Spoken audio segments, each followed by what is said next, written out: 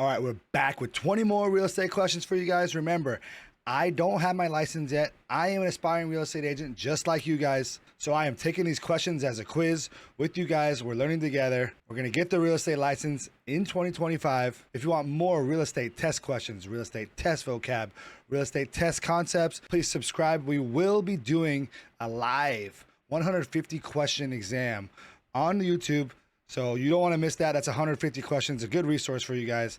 Let's get into the questions today. 20 more questions today. And these questions are for the real estate national sales license and California sales license. They're on valuation and market analysis. I've never seen these. Let's go. All right, here we go. Here's how it looks. We are real estate sales, national plus California valuation and market analysis. Comment down below if you want me to find a different state for more test questions. Right now we're doing California plus the national. This will still help you. The way it works is we're going to read the questions, read the answers, and then try and figure out the answer for ourselves. If we get it right or wrong, we'll read the explanation of the answer so we can learn. Question 1, the sales price is always A, market price, B, replacement cost, C, appraisal value, D, market value. I think it's market price or market value. But I think you can determine the market price determines the market value, right? What's someone willing to pay? That's what the sales price is. Correct. Okay. The sales price is always market price, and an arm's length transaction is also market value. Okay, so there you go. Question 2. Using the cost approach to appraise a property, the appraiser probably is working for A, the tax auditor's office, B, an investor looking for some good income producing property, C, a listing broker trying to obtain a listing price, D, an insurance company trying to obtain a replacement cost on the property. All right. A cost approach. Probably an investor. Try it out. Incorrect. The correct answer is an insurance company trying to obtain a replacement cost on the property. So cost is in the answer, in the question. Maybe we should have read that one better. A cost approach is used for cost replacement. Example, insurance claims. The income approach would be used by an investor for income producing property. So income would be an investor. Cost approach is insurance. Next question, question 3. To compute the real property tax on a parcel of land, multiply the fair market value times the tax rate, multiply the fair market value times the assessment rate, multiply the replacement cost value times the assessment rate, multiply the assessed value times the tax rate. I believe it is the assessed value from the appraiser, which is why you don't want to get your house appraised that much because it resets the taxes. But we'll see. Correct. The fair market value times the assessment rate gives you the assessed value. You then need to multiply the assessed value times the tax rate to compute the real estate tax. Remember to divide by 1,000 for mills. So mills is a common term they use a lot too. So we're 2 for 3, I think. On to the next. Question 4. The price a property would bring if freely offered on the open market is called A, market price, B, insurance value, C, fair market value, D, replacement value. I think this is market price again. Open market or fair market value. We'll try it again. Here we go. Hold on. A, market price. Incorrect. Fair market value. Okay. The price a property would bring if freely offered on the open market is its fair market value. So we got to learn the difference between fair market value and market price. On the next. Question 5. The term amenities in reference to real property valuation refers to the value of real property fixed for purposes of computing taxes, an increase in the value of property due to a positive improvement of the area or to the elimination of negative factors. C, features both tangible and intangible, which enhances the desirability of real estate. D, valuation placed upon real property is the basis to set the amount of tax to be levied. All right, the term amenities in reference to real property. So amenities would be do amenities both intangible and tangible, increasing the value due to positive improvement? I think it's the value of real property. Are amenities real property actually? I think I'm gonna go with this one actually. Be an increase in the value of property due to either positive improvement of the area or the elimination of negative factors. They all actually kind of sound the same. Okay. The answer is C. Features both tangible and intangible, which enhances the desirability of real estate. All right, we got a big question rationale here. Appreciation is the increase in value of property due either to positive improvements or the area. Oh, so that was appreciation, what I picked. Or negative factors. Assessment is the valuation placed on property as the basis to set amount of tax.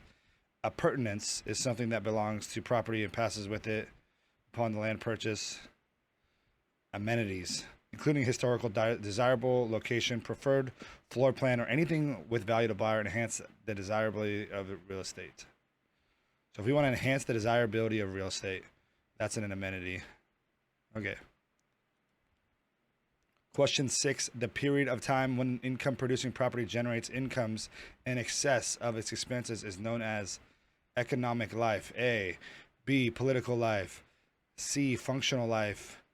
D. Social life. I'm going to go with economic or functional. Probably economic. We'll see. Check it. Economic life, correct. All right, I got one, guys. Question rationale. Economic life is the estimated period over which a building may be profitably used. So when you finally break even and you start making money, that would be the economic life, I'm assuming. Question 7. How would the replacement cost of a warehouse be determined? Cost per square foot, cost per inch, cost per cubic foot, cost per cubic inch. I'm going to go with cost per square foot. I think that's like the measurement that most people use, but I mean, I could be wrong. We'll see how it goes. Incorrect. Okay, cost per cubic foot of a warehouse. Okay, warehouse and other buildings that have volume. Okay, so you want to go vertical and horizontal, such as a grain silo. Use the cost per cubic foot method to determine cost. So probably square foots per house for warehouses and buildings that have volume would be cubic foot. Question 8. In analyzing a vacant parcel of land to estimate its value, the first logical step is to determine prices of comparable improved properties, highest and best use, its listed price, price the owner paid for it. In analyzing a vacant parcel of land to estimate its value, the first logical step is to determine, I would say, comparable prices, comparable properties. Listed price could be whatever. Doesn't really matter what the owner paid for it. Highest and best use. Let's see. Incorrect. Okay. It was B, highest and best use. Until you first determine its highest and best use, other comparisons are futile. These are getting down votes. Maybe, I mean, I'm close, I think, but you got to pick the right one. This one could be good, but you got to pick the correct one. All right, question 9. The market data approach is probably the most accurate for estimating the value of A, a church building. B, a 100-unit apartment complex. C, a museum in the popular area of town. D, a single-family home in a popular area. The market data approach. I'm going to go with the single-family home in a popular area, especially if it's a popular area. We want to see what the market data, what are people buying and selling in that area. Correct. A single-family home in a popular area probably has many sales comparable to it. That is not true of the other options. Oh yeah, so there's not that many museum sales or 100-unit apartment complexes or churches for sale. All right, guys, we're about halfway through. If you guys want to follow along and you want your own set of test questions, your own set of test vocabulary, click the link below. It is a website called Colibri. This is the website that we're currently using. I use this website for my 3 prerequisite courses, and now I'm using it for my exam studying. I think it's great. Click the link, get your own set of questions, and support the channel. On to the next. Question 10. A property owner paid $25 per front foot. A property owner paid $25 per front foot for a lot of 600 foot times by 1452 foot. How much did they pay for the lot?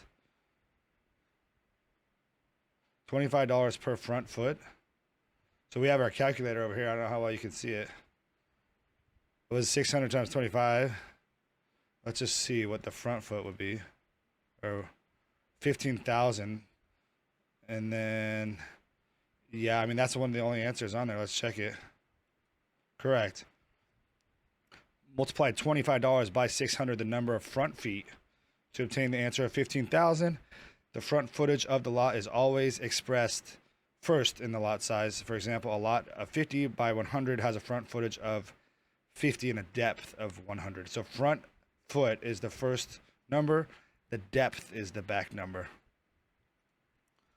Question 11. Which of the following would not be depreciated? An abandoned building, a 2,700 square foot commercial building, unimproved land leases for open storage, a residential property used as a rental. I want to go with the commercial building. Abandoned building, that's depreciating because it's abandoned and it's probably falling apart. Unimproved land leases, unimproved, and it's open storage, so there's probably a bunch of stuff on there. And residential property uses rental. When people rent your residential property, does it depreciate? I mean, kind of, because people are living in it and kind of beating it up. 27. I'm gonna go with my incorrect. Okay, unimproved land leases for open storage. Only improvements are depreciated, not land. So all of these would be depreciated because they're not land; they're actual structures. Building, building, building. Okay, we got that one wrong. Question 12. The square footage of a two-story building that is 54 by 40 is 2160 plus the garage, 4320, 1030. I think we just multiply these. Let's get our calculator going. 54 times 40. 2160. I don't think the garage does not count as their square footage. I'm pretty sure. When you guys take the California exam, at least I know that you're allowed to use a small, simple calculator like this. So if you guys need to do the math, let's check it. Oh, incorrect. Okay. Oh, I needed to do it by square. I needed to okay. All right, here we go. But regardless, you use the calculator. Question rationale: 54 by 40 times 2. So we had to times that by 2, and then we would get the full square footage. And was that because it's a two-story? Okay. Question 13. The subject property is a 3-bedroom ranch with 2 full baths and a 2-car garage. In the same neighborhood, a nearly identical home with only 1 bath just sold for $102,000. The appraiser estimates the value of the second bath at $2,000. Based on just this information, what would the subject's value be?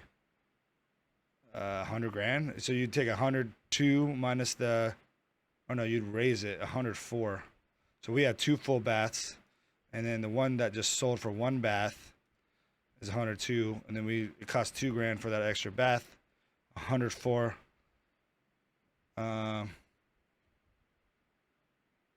Does it have the garage? Yeah, it has everything. I think this is right. Correct. The comparable sold for $102,000 with only 1 bath. The subject has 2 baths, so it will sell for more. Adjust the comparable up by $2,000 because they told us the second bath was worth $2,000. I got one right. Question 14. Which of these is typically used on a market value appraisal? Replacement cost by estimating the depreciated cost of improvements with similar utility to the subject.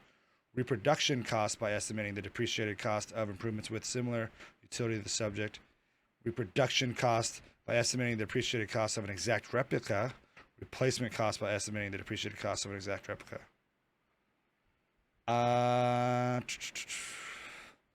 Exact replica seems... I don't know how many houses are the exact replica. But reproduction cost, replacement cost. I'm going to go with D. Replacement cost by estimating the depreciated cost of an exact replica. It's kind of a guess. Incorrect. Okay, so it was not exact replica. It was A. Replacement cost by estimating the depreciated cost of improvements with similar utility to the subject. Question rationale. A replacement using today's materials and methods is usually acceptable to buyers. All right, next one. Question 15. Which approach estimates the value of land as if vacant, then adds that to the depreciated cost of new improvements to determine an estimate of value for the entire property? Sales comparison approach, cost approach, guess approach, income capitalization approach. I don't think it's a guess approach. So we're probably 3 out of 4. Sales comparison, I don't think we're comparing to any other sale. Cost approach or income capitalization, then adds to the depreciated cost of new improvements to determine an estimate value. I'm going to go with cost approach. Correct. The cost approach estimates the value of the land as if vacant, then adds that to the depreciated cost of new improvements to determine an estimate of value for the entire property.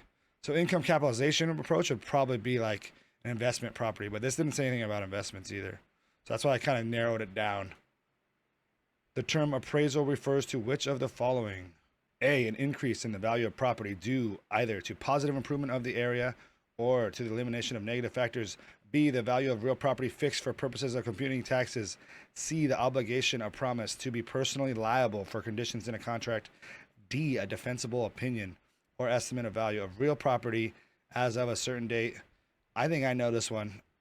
Sometimes when I'm super confident, I get it wrong, but I think an appraisal is the value of real property fixed for purposes of computing taxes. And we kind of went over this one in the questions before, so let's check it. Incorrect. Okay. Like I said, I get confident sometimes and I get it wrong. Question rationale. The answer is a defensible opinion or estimate of value of real property as of a certain date. Oh, okay. So you get appraised from 5 years ago. Whatever. But the appraisal does affect your taxes. The value of real property fixed or purposes of computing taxes is called the assessed. Oh, that's the assessment. But the appraisal, okay. An increase in the value of property due to either positive improvements and that's the appreciation. We went through amenities. The obligation of promise to be personally liable for conditions in a contract is known as an assumption. So that's an assumption. What is that? That's appreciation. And that is assessed evaluation, not appraisal. And this is appraisal. All right, question 17. Bill was thinking of purchasing an apartment building. He wanted an 11% return on his investment and asked to see the books for this building. There are 4 apartments on each floor of the 5-story building. The rents on the first floor are $400 a month, and each floor's rent increases $50 per month per apartment. Bill noticed the loss of rent through vacancy and collection losses of 9%, and when he figured the operating expenses, they averaged $720 a month. With all of this information, Bill realized that the most he'd be willing to pay for the building is... All right, we got some math here. 11% return on the investment. There are 4 apartments each. The rents on the first floor are $400 a month. Then so it's $450 a month minus 9%, and then he figured it all out. $720 a month. When does he want this 11% return on the initial? So he's getting $720 a month. I don't know the math on this one, guys. I don't know what it would sell for originally. I think that's something you need to know. Like if you get $720 a month times 12, let's try $720. You guys seeing this? Times 12. $86.40. So that's got to be 11% more than what he paid, or that is the 11% more on. I don't know. We're gonna guess C. Always guess C. Incorrect. It was D. 914,000. All right, let's get through the math here, guys. All right. The size of the numbers means nothing. Just remember the formula from a capitalization problem. Okay. Figure the projected income, the ideal income, 1,600 plus 1,800 plus 2,000 plus 2,200 plus 2,400 equals $10,000 a month. Get it to annual income equals $120,000 a month. The second step reminds us that the income we are showing is ideal, not real. We have to take away rent losses to find out just how much income is really generated by the building. Subtract the 9% vacancy and collection loss rate from the projected income, $120,000. minus 9%, 109,200 real income, effective income. Once the investor pays his operating expenses, he'll let you know how many net dollars his building brings in. 109,000 minus 8640. Oh, that was the 8640 we got. Equals 150,060. 100,560 net dollars. Now the last step, divide the net dollars by the rate of return that Bill wants this money to represent 11%. So 100,560 divided by 11%, 914,000. If he pays more than that, he will not make 11% on his investment. So we need to figure out what this capitalization problem is. The projected income, 1,600 plus 1,800 plus 2,000. Where did they get these numbers? I don't see any point. Okay, so it's 4 apartments times 5. So it's 20. 20 times 4. 400 or 450. And that's where they got these. I don't know, guys. I got to work on my math, apparently. We'll go next. Question 18. Which principle is based on the theory that the less there is of something, the higher its cost? A, principle of the highest best and best use. B, principle of progression. C, the principle of supply and demand. D, the principle of regression. I'm going to go with supply and demand. If there's not that much supply, the demand will be higher. Correct. The principle of supply and demand states that the less there is of something, the more it will cost. All right, we got that one. No more math on that one. Question 19. What is the principle that states cities and neighborhoods are always changing and individual homes within those neighborhoods reflect that change? Principle of conformity, principle of change, principle of supply and demand, principle of substitution. I don't think it's supply and demand. I don't think it's substitution. Conformity or change, always changing. We're going to go with principle of change. Correct. The principle of change states that cities and neighborhoods are always changing, and individual homes within those neighborhoods reflect that change. All right, one more question, guys. Remember, there is a link below if you guys want to follow along. Just throwing it out there. Question 20. The square footage of a single-family residence for appraisal purposes is computed by obtaining the A, outside measurement of the house and garage, inside measurement of the house as a whole, outside measurement of the house only, inside measurement of each room, and adding them together. I think it's inside measurement of the house as a whole. It doesn't include the garage. It's not outside, but each room and adding them together. But I think it includes the kitchen and stuff. So, incorrect. Outside measurement of the house. Square footage would be measured by the outside perimeter of the house. It does not include the garage. So you just take the outside and measure. All right, let's see how we did today. I don't think we did that good. Whew, 45%. 9 correct, 11 missed. All right, guys, I need to study valuation and market analysis. You gotta subscribe. You gotta come back. We got more.